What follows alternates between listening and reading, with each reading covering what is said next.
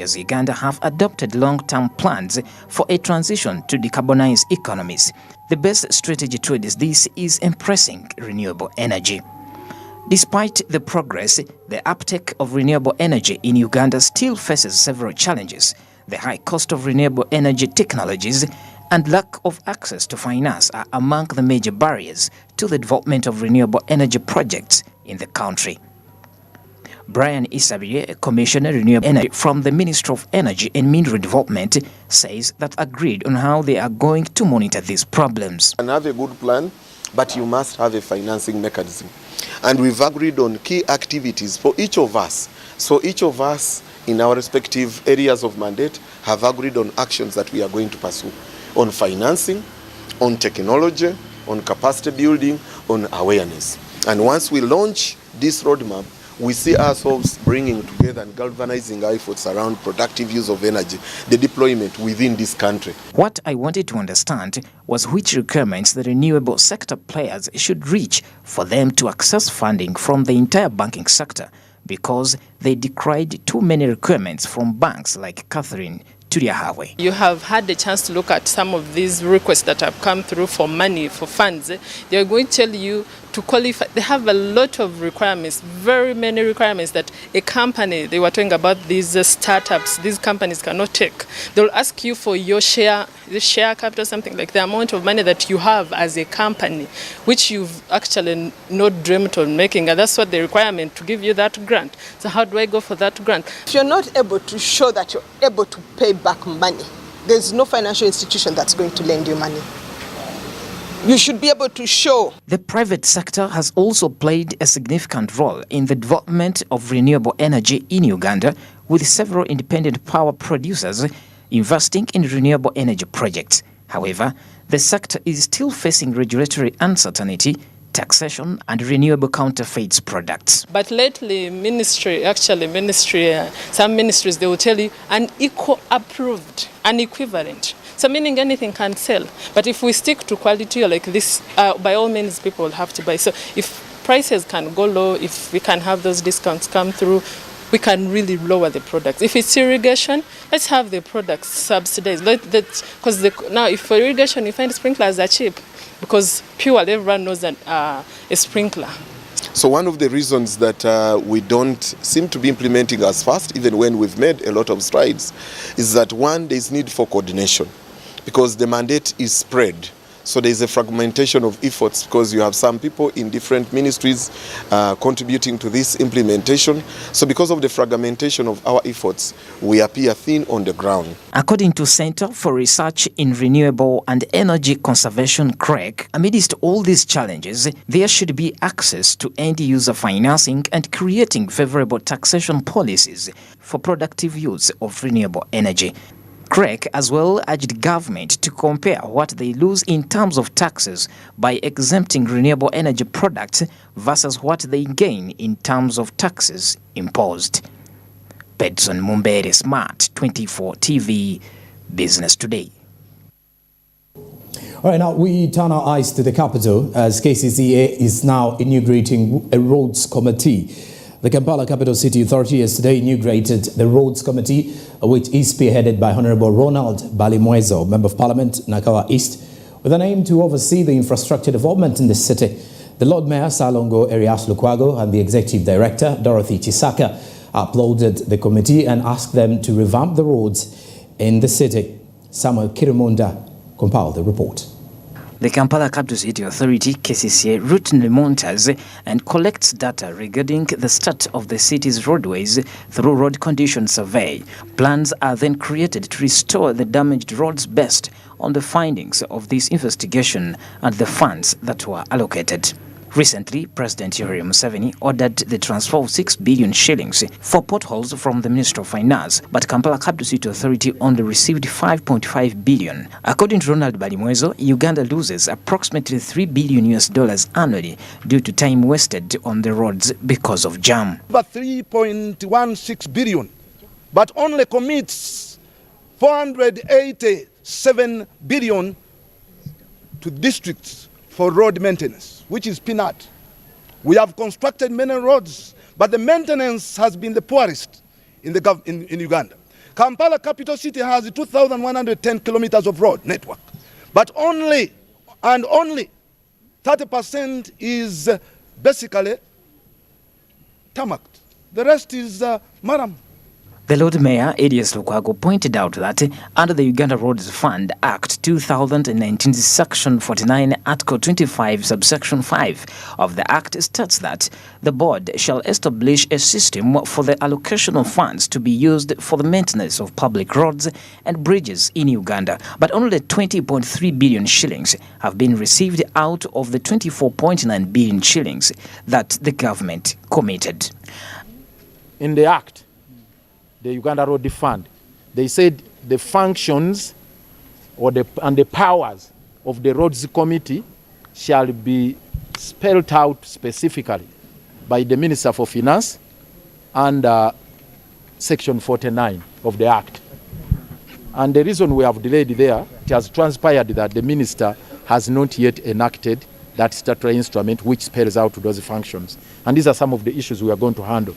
But from the general provisions under Section 2 of the Act and other relevant provisions, there are functions which are vested in the Road Fund. For the time being, we are going to borrow those functions, which are generally in nature, generally maintenance of roads from that particular vote of the Road Fund, which, as of now, and I need to take this opportunity to tell you, it is confirmed and established. So far, we have received the 20.3 billion out of 24.8, which we were supposed to receive. According to Dorothy Chisaka, the Executive Director of Kampala Capital City Authority, the committee's 28 members will oversee the management of the Uganda Roads Fund, which will include maintaining roads, filling potholes, and ensuring accountability of the funds and the resources allocated for the road. Is constituted by the mayors of the city, Lord Mayor and the 5 mayors, the town clerks, the division engineers, who else? The town clerks, the division engineers, whom have I left out? Members of parliament, the 10 members of parliament. And so we are a team of about 28 people. Executive director is there. And today we inaugurated it. The work of this committee will be to oversee the work in the divisions, repair works, maintenance works, pothole works, not reconstruction of roads. There is a fund, a specific fund called the Uganda Road Fund, where money for maintenance of roads comes from. With a total length of 2,100 kilometers, Kampala City's road network is made up of 70% up-paved or earth roads and just 30% paved highways. By December 2022, Kampala Capital City Authority had reported an area of 8,500 square meters of potholes dispersed among the 5 divisions of the city. The 28 members are believed to improve the state of the roads. The story was compiled by Samuel Kirimunda for Smart 24 TV. We now look at the revamping of the publishing sector. Officials from the Office of the President, together with the members of Uganda Printing and Publishing Corporation, have come together to revamp the publishing sector. This move is poised to increase the opportunities for growth and development within the publishing sector and changing it to meet the current digital space. Publishing in Uganda, like many other African countries, has been bedeviled with many problems up to the present times. Uganda cannot claim of having a robust publishing sector capable of satisfying all books and other reading material requirements. There is still a gap in strategic planning and marketing. Therefore, a comprehensive marketing and branding strategy is required to enable publishers effectively promote their products and reach the targeted audience. A comprehensive strategic plan. UPPC does not have an updated strategic plan. I am informed that there are efforts aligned in this direction by management, but I need to advise the board to ensure that any effort at strategic planning should be consistent with the current market trends and the objective of attracting printer jobs from government and the private sector. On average, there is one public library for 1 million residents, and the percentage of books per person is less than 1%. Academic libraries suffer from severe underfunding or, in some circumstances, no funding at all. Publishers in the field require more access to capital through programs like Industrialization Fund of the Uganda Development Bank, created to offer support to small and medium-sized businesses, including the publishers in this instance, to assist their expansion and growth. We have pushed Ministry of Finance for the last, I think, 4 years. Just give us, I think we asked for 8 billion to buy machinery. I remember Mr. Ruka. But every year, finance says that we don't have that money. We don't have that money. So if we have tried for about 8 years, so that let us capitalize. Our reasoning was that let us capitalize UPPC so that they have new machinery and we leave them. We leave them, they do what they are supposed to do. But still, we have not got that money. Additionally, the growth of digital technologies and the increasing adoption of e-readers and other digital services in Uganda provides a significant opportunity for publishers to reach wider audiences. According to a report by Research and Markets, the global e-book market is expected to grow at a GAR of 4% between 2021 and 2026. This presents a significant opportunity to publishers who are ready to adapt to the changing landscape. The printing sector, in this era of digital technology, has to use this technology, not to compete with it, but to make use of it and expand its capabilities. To expand and improve the role of UPPC. In other words, UPPC has got a lot of, has a mandate to do all the government's printing and publishing, and right now it's doing a very small percentage. But besides that, it has to be done qualitatively better, and we must make use of the modern digital technology to deliver better and also expand the output. The current national literacy rate is estimated at 68%, of which 76% of these are males and 61% of these are females. By identifying challenges, setting clear goals and objectives, developing effective strategies, and regularly monitoring progress, the industry can drive growth and evolve in the years to come. Martha Nimsima, Smart 24 TV, Business Today. And now elsewhere in Mbarara, officials of the National Water and Sewerage Corporation are still struggling to restore water supply to Mbarara City after the area's raw water pump house was submerged in the river Rizi, forcing it to shut down, and the busting of the river banks destroyed crops, government installations and the main water pipeline, supplying water to Nyamitanga and Ruti areas and other villages neighboring the river.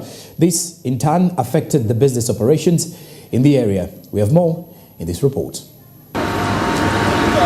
According to Uganda National Meteorological Authority reports, 2021 was ranked the warmest on record since 1950 after 2019, 2017 and 2016, including Western Uganda. The rate at which temperature has been increasing in the region has been alarming. Over the decade, the region has been affected by some of the devastating floods, especially in Mbarara district, as the catastrophe strikes again with River Rizi's banks bursting. Torrential rains have broken loose the river banks, devastating agriculture, business and communities. Temperatures have continued to increase. And when temperatures increase, what does it mean? Even when we're having the rain season like this, and it rains, evaporation is always enhanced. And therefore we continue having the rains more than what we used to get by then, because of the temperature increase. Infrastructure damage is heavily noticeable, from swept roads, environmental services, where National Water and Sewage Corporation's infrastructure was swept away. According to the manager, Muramuzi Dennis, they have now resorted to using a water pump generator since yesterday to resolve the situation despite hefty costs. The seemingly out-of-hand situation is estimated at a loss of 100 million shillings. 70 million of the sum is revenue raised on a daily basis and 30 million shillings used to rectify the appalling situation. The volume of water is still very much in the river Rizi, and it is still affecting our operations because up to now we are still running the dewatering pumps to remove water from our pump house, such that the water does not enter into our motors, into our pumps, and it affects supply. So the dewatering pumps every after 1 hour have to be put on, and we scoop off all the water within the pump house. The volume has really increased since yesterday, and as you can see, this pipeline taking water to Chinon branch and Root branch is still somehow submerged, with even the pedestals. Some of them are going to be affected because the last rains of November, they were badly affected. Government and other stakeholders have been urged to react as communities appeal to UNRA for road access. In light of broken transport and water supply, Katete Bridge has been cited as a temporary solution, laying water pipes and supply water to affected areas as they forge solutions. Bernia Katsime, Kate Namugera, Smart 24 TV, Business Today. Moving on, mudslides have swept the Kigezi sub-region after the district continued to experience disasters that are linked to the region's poor farming practices. Now, the district leaders in Kisoro raised a red flag regarding the need for special policies on soil management in the Kigezi Highlands. Noben Diamhachi compiled this report. The expansion of the agriculture sector in the Kigezi Highlands in the southwest Uganda has gradually resulted in changes in land use adaptation that are not sustainable. Since Tuesday, there has been significant torrential rains in the area, causing mudslides and riverbank flooding. 18 people have so far been confirmed deceased, 3 in Rwanda and 7 in Ruchiga, as a result of mudslides brought by the intense rainfall. Residents claim that the prolonged downpour lasted for around 4 hours as rushing water began to pour from the hills, destroying gardens, buildings and taking lives. Locals are pleading with the government to step in and help them manage this catastrophe. This is where the catastrophe occurred last night. There was a heavy rainfall from around 10 up to 2 a.m. And the rain was so heavy that it started carrying away people's houses, gardens and animals. As you can see, this place is highly mountainous and people have cultivated. All the hills have been left bare. It is garden after garden. So for that matter, when water comes from the hilltops, it comes down at a very high speed and it washes away whatever it finds on the way. So this LC1 chairman lost 6 people, but another 2 people also died from another parish. So in total so far, confirmed are 8 deaths. And the root cause is the heavy rainfall, the steep terrain and the poor agricultural practices. The leaders who arrived on the spot confirmed the tragedy and blamed it on the farming practices that were subpar, overcrowding in the area and deforestation practices. Furthermore, they state that due to its hilly terrain, the Kigezi sub-region should have special policies for managing soil erosion. They also recommended allocating a special budget for the area. We are dealing with a catastrophe of a poor practice of a living policy. We have policies in place, but also I believe there are no policies in some areas because Kigezi should have its special policy approved for Kigezi. You can imagine even recently they said that we have added 1 billion per district for roads. And you see, when they talk of 1 billion, they include Kisoro and those other districts, I don't want to mention their names. Engaging our teams, they are going to compile every homestead that has been affected and we aggregate data and forward it to the Office of the Prime Minister for support. Food has been affected, gardens have been washed away. Here people grow Irish potatoes, they grow beans, they grow sweet potatoes, sorghum and millet. But as you can see, everything has been washed away. The Kigezi sub-region is one of the regions in Uganda that are vulnerable to calamities brought on by the heavy rainfall. Environmentalists have traditionally cited bad farming practices that cause the ongoing mudslides. Locals are encouraged to pursue reforestation so that the trees can retain the soils in place in the event of erosion. Anju Barije, Nobat Ndiamuhachi, Smart 24, Business Today. All right, now we talk matters distinct taxation. On the 30th of March 2023, Uganda's Minister of Finance, Planning and Economic Development tabled the Tax Amendment Bills 2023 before Parliament for debate with the aim of increasing the country's tax base. Consequently, the tax body, Uganda Revenue Authority, has brought traders together to dialogue and they've asked means of getting them to effectively comply with the existing taxes. Maria Goretti Nachiganda reports.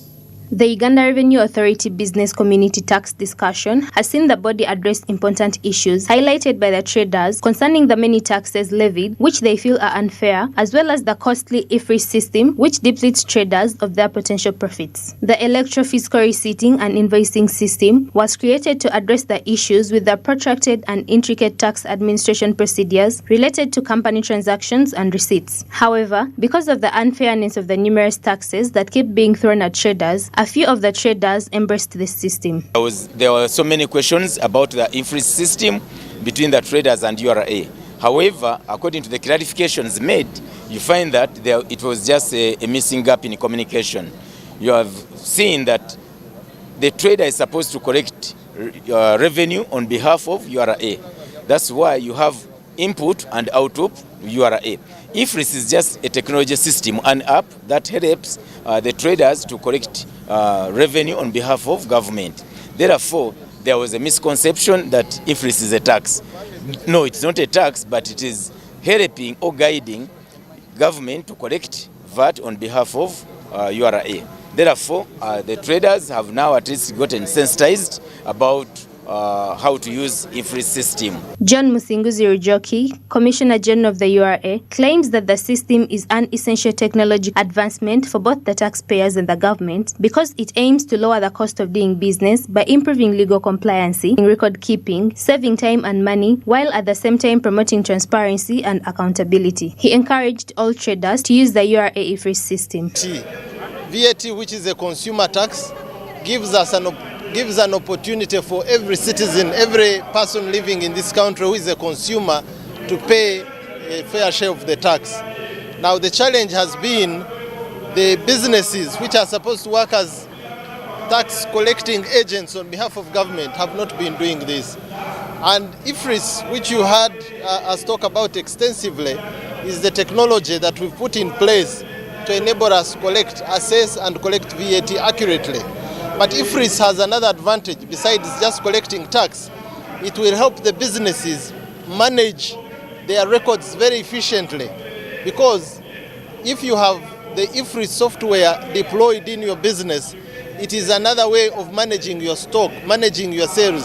However, the traders draw attention to the flaws in the IFRIS system, particularly the steep enrollment fee of about 5 million shillings. Most traders choose not to sign up because they are unaware of the benefits of the system, as they were not properly sensitized to these. Additionally, traders have requested the URA to hold off on imposing the 6 million hefty fines on the withdrawing tax evaders in favor of making sure that all traders are registered with the IFRIS system first. Failure to do so leads to unwholesome competition, since businesses that violate the 18% tax rate mark down their goods at a lower price. So we are having a special paper we are going to present to the Commissioner General, and which we shall have continuous meetings to make sure that the trader is effectively represented, and then possible solutions, which even at times can be handled with the policy level at the Ministry of Finance. We can see how we can solve such challenges. So most of the traders were complaining about withholding tax, but the fact is that the sensitization was a little bit lacking. We need more sensitization about withholding tax. First of all, to change even the perception of the trader towards withholding tax. My appeal to government is to always have sensitization meetings with our traders or the end users or the stakeholders in any way possible, so that by the time they introduce a policy or a system, they must first sensitize the public so that we avoid conflict in implementing of certain policies or ideas. Mr. Rujoki further urges the general public to be educated about their rights and obligations and avoid clashing with enforcement agencies when they fail to adhere to these rules. Margaret Nachiganda, Smart 24 TV, Business Today. Well, you're still watching Business Today, and we'll return with most business reports after the break.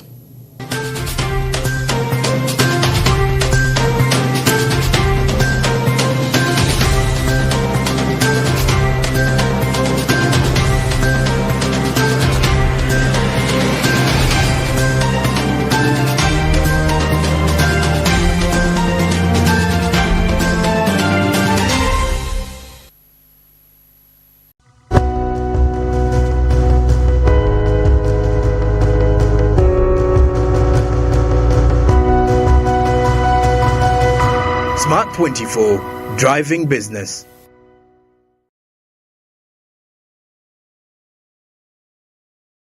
Say goodbye to paperwork and travel costs. Now every MTN customer can register to invest in securities anytime and anywhere with Zabu in a few simple steps. Step 1. Dial *292 hash. Step 2. Select option 1.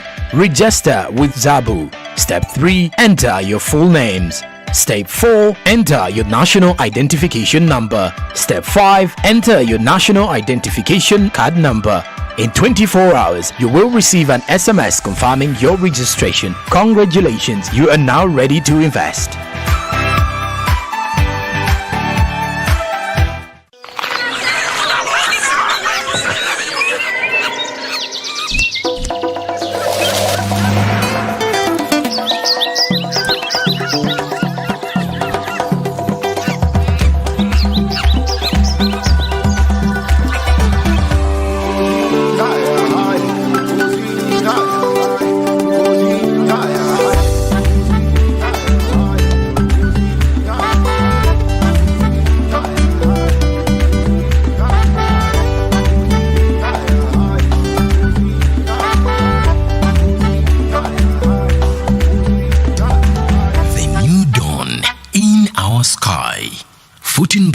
The taste of Uganda in a new international park. He must be rich, tall, handsome, from a respectable family. He must have a maid because at our home we do not work. Conductor Masao. Why? Obadde olobye ku simu? Yamunange anti yo TV enkolera. Nyumirwa omulembe omupya ogujjudde ebisanyusa omuli emikutu gya TV egisukka mu 8 n'egya radio nga kwotadde ne zifirimu ng'osinziirira wonna w'oli. Genda mu App Store oteeke app ya GOTV channels ku simu yo olwo onyumirwe ennaku 3 ng'olabira bwereere ewatali kozesa data. GOTV channels. 70% of Uganda's population is employed by the agricultural sector. On average, 50 to 60-year-olds are actively participating in agriculture. Why are the youth participating less in agribusiness? Most people in agriculture think when they hear that you're in the village or you're in agriculture, the first thing they will say is, are you in the garden? As you're not dirty. Join us this Saturday, 10 a.m. on Smart 24 TV as we digest some of the solutions on how the youth can empower themselves in the agribusiness sector.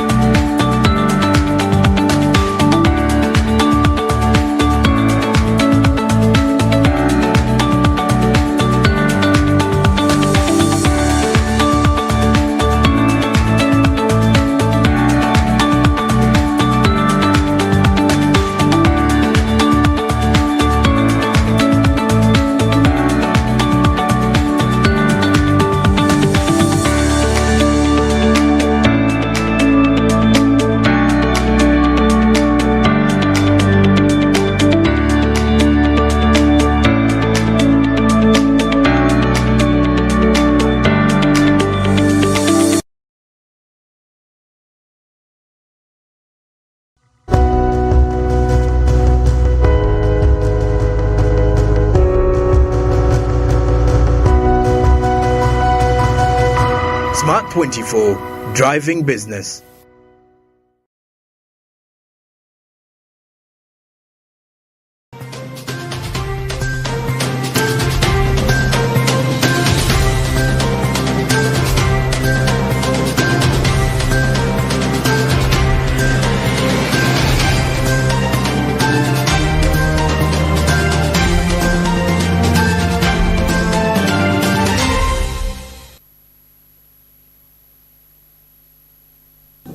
We'll be back from the break and we continue now with more business today.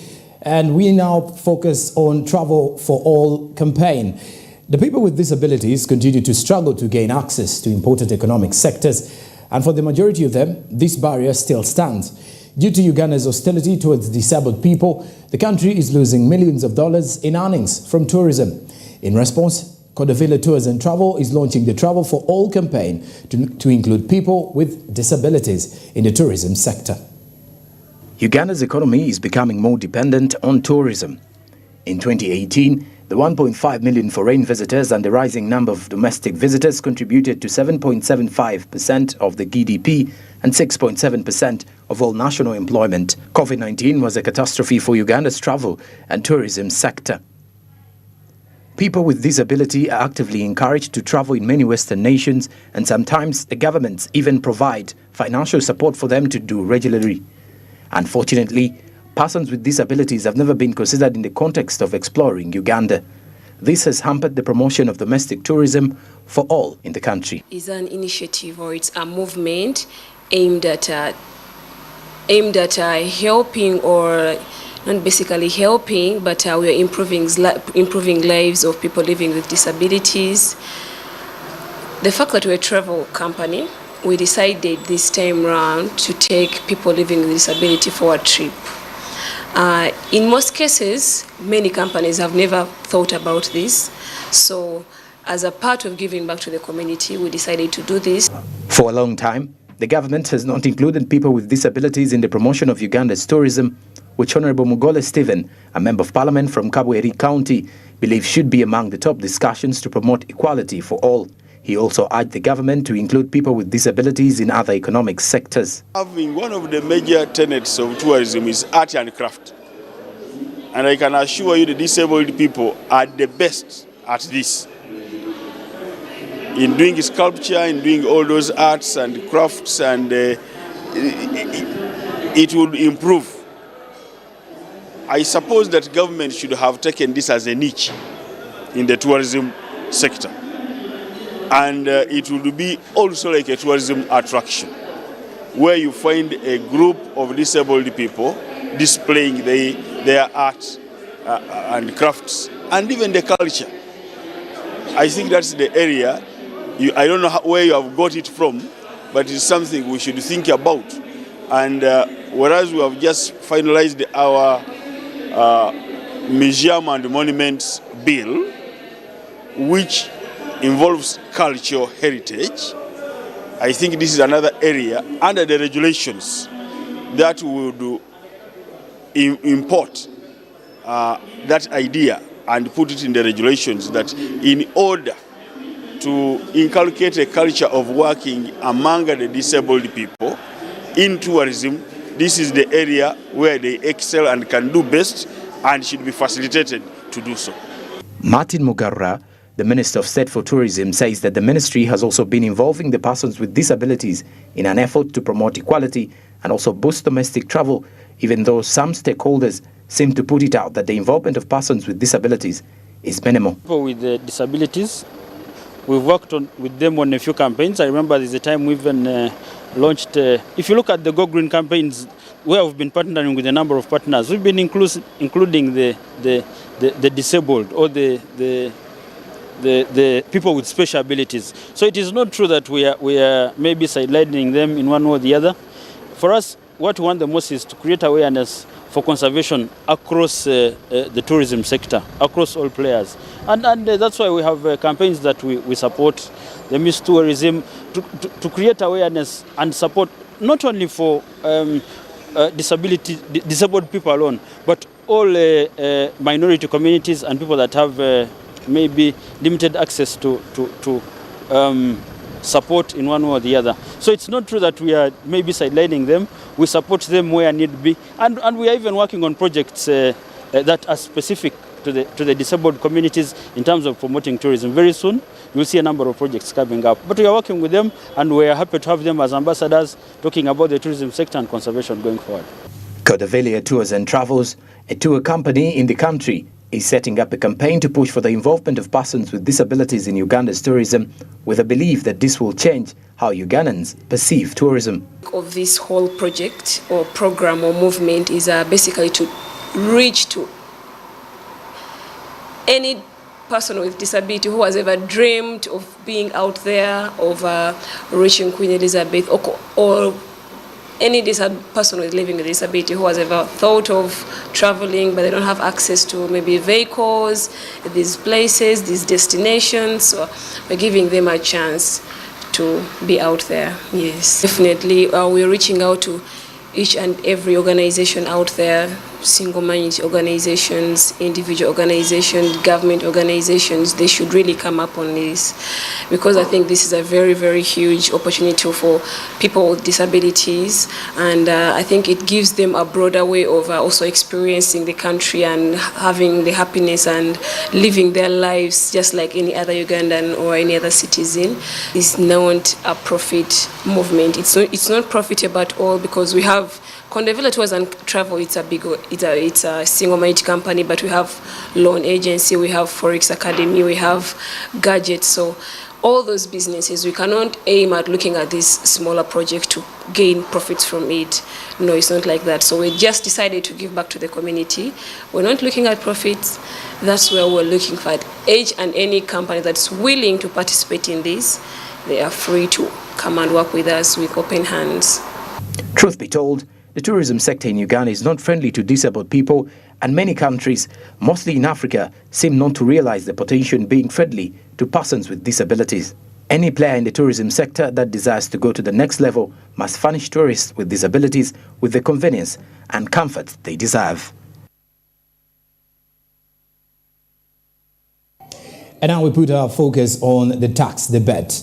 Before Ugandans deal with the pressure of increased income tax on agent banking, value-added tax on electronic media and digital services of non-residents was discussed today in Parliament in a way to broaden the tax base and increase Uganda's revenue. Parliamentarians have reacted to this and have called it infeasible, as they are better taxes like gold tax that can earn the country more money but have been sidelined. Rona Nahabwe reports. Government has tabled a bill proposing implementation of value-added tax on electronic media and digital services. The move has drawn mixed reactions from stakeholders. This comes after the income tax bill was also tabled before Parliament with several amendments, including an increase of 5% to agent banking sector. If the bill is passed, digital services such as streaming platforms, e-books, online gaming and software downloads will attract 18% of VAT. Electronic media, including online news sites and social media advertising, will also be subjected to VAT. So the URA, therefore, has the capacity to collect this money via online systems. And we need to appreciate that fact, really, because as business migrates to go online, we have to equally migrate. According to the Uganda Communications Commission, the country has over 27 million internet users, with an estimated 23 million accessing the internet via mobile devices. In emphasis, the Speaker of Parliament has said we need money, as several projects like the Kampala roads and the pothole crisis won't be fixed on an empty resource envelope. We need money. The potholes in Kampala are too much. Now, you cannot fix those potholes because you refuse to do we need the money to do that. Not everybody can contribute, but those ones who say they can be able to afford diapers like Anne can be the ones to help us.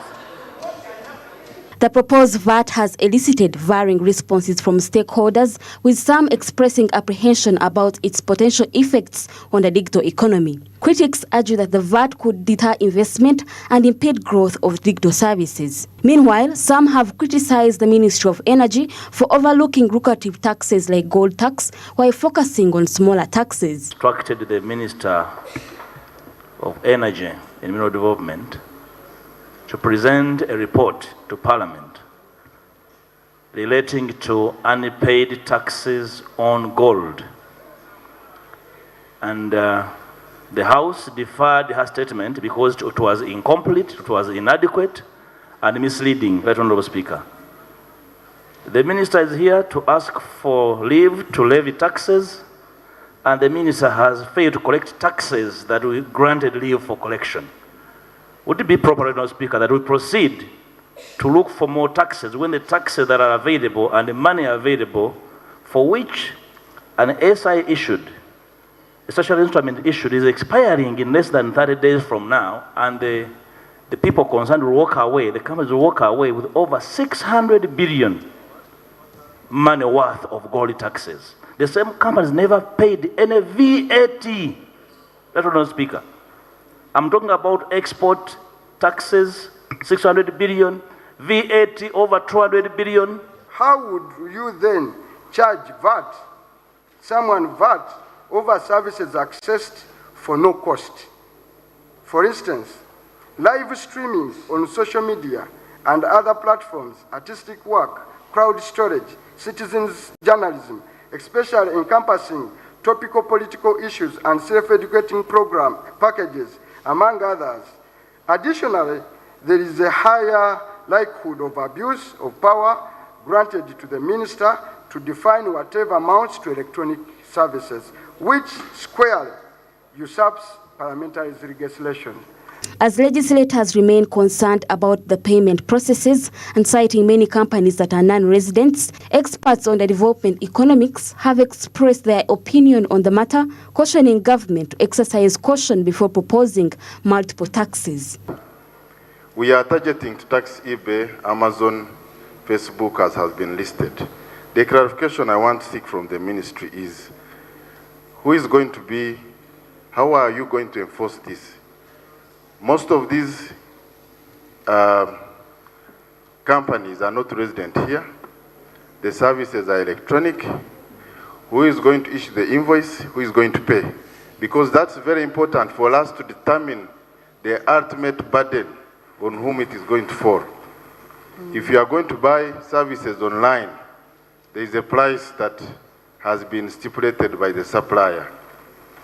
He is not resident here. Is not going to issue an invoice. By the time a private sector qualifies to provide goods and services to government, that's really a business that has grown to that level, both formally, but also in terms of scale. Now, majority of these businesses will borrow from the banking sector to come and provide these services to government. Now, we find it a big problem when government generates arrears to levels that are beyond 5 or even 7 trillion. That means this is a private sector we have not funded. This is a private sector, if not funded, is therefore not able to pay taxes, is unable to continue running as it used to, but is also generating non-performing assets in the banking sector where it borrowed. So you're literally beginning to undermine the banking sector, and the banking sector will now take on a risk-aversive mode, meaning it will slow down in its lending of the private sector. It will also begin to make high provisions levels that will undermine the profits of the banking sector themselves, which are also taxpayers. Government is currently addressing a budget deficit and looking forward to expand its revenue sources. To this end, they have introduced a series of tax measures, such as the digital tax on social media, mobile money transactions, and the proposed tax bill will be up for debate in Parliament in the upcoming weeks, and it is uncertain what the outcome will be. Ronana Habwe, Smart 24 TV, Business Today.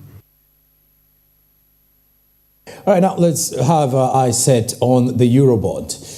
The Eurobond has experienced a slow uptake among many African countries. For sub-Saharan Africa, it's been noticeably embraced to finance various projects, as it is with Rwanda, where the $400 million debt secured in 2013 has been cleared.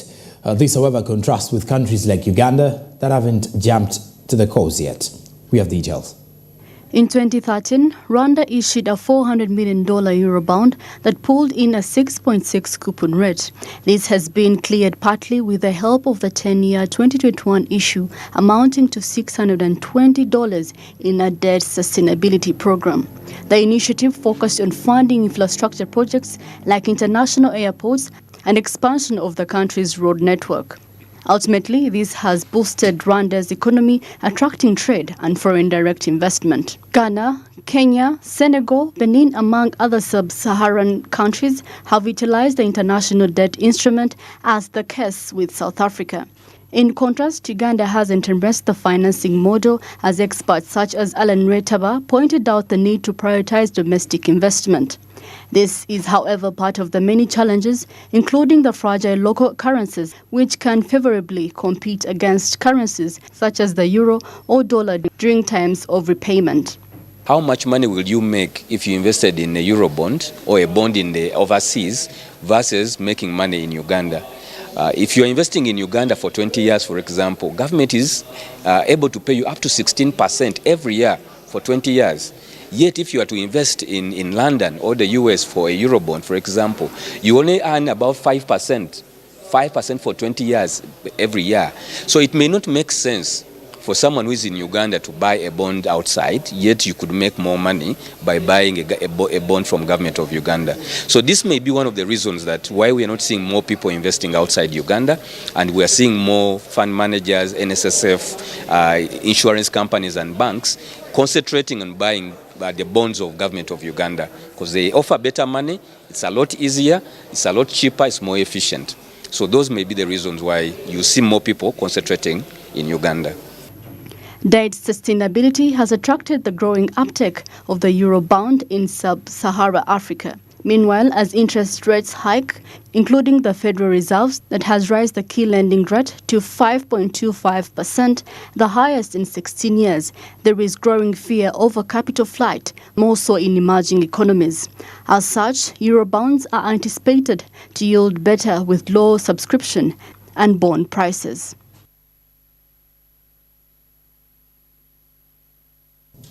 And with that, we now come to the end of business today. But first, let's have a recap of our top stories.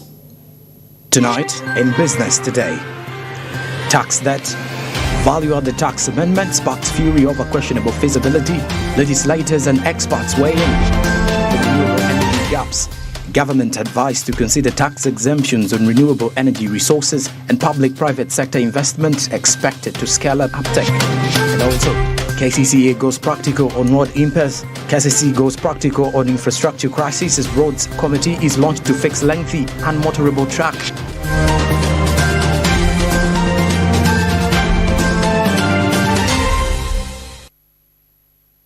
Well, that's it for business today on the 4th of May, 2023. We do wish you a good night and a wonderful evening. I'm Jerome Paul Sonko. I've been with Winnie Wins and Akauchi on for the sign language interpretation from Plot 42, Nile Avenue. From the entire newsroom, editorial and the production here, we do wish you well till tomorrow.